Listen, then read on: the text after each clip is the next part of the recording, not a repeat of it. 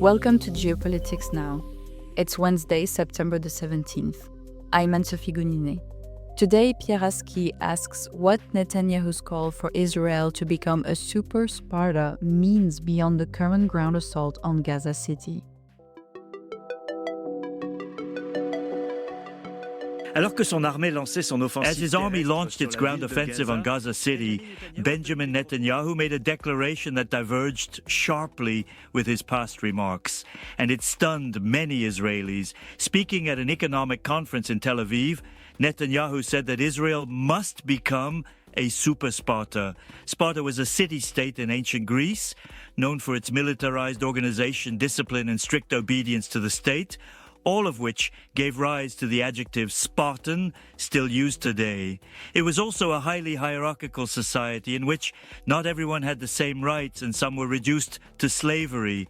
While Netanyahu does not intend to replicate the Spartan society of 2,500 years ago, his reference to this societal model at a time when Israel has been in a state of constant war for nearly 2 years, its longest period of conflict in history, conveys a clear message to his citizens and to the rest of the world. What is Netanyahu trying to say? Firstly, the message is that this state of war is here to stay.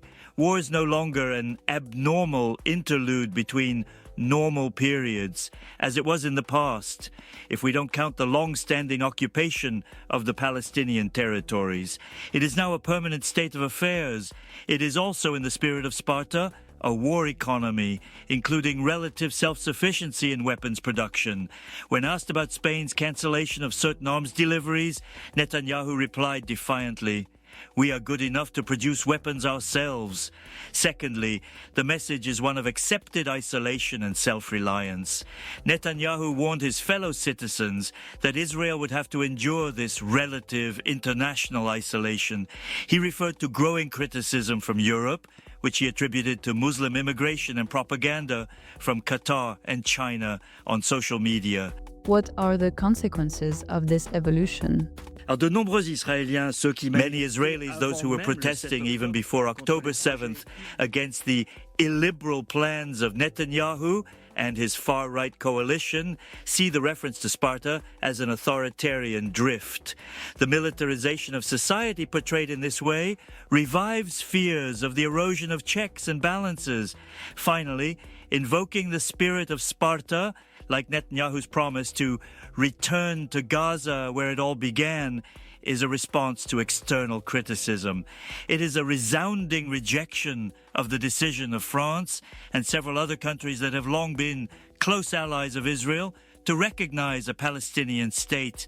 It is also a defiant response to the possibility of European sanctions for the first time, which will be discussed on Wednesday in Brussels. Netanyahu is also sending a message to the UN Committee of Experts that has just concluded that genocide is taking place in Gaza, and to the Arab states, including some of the signatories to the Abraham Accords, who met at a summit in Doha after the recent Israeli raid on Qatar.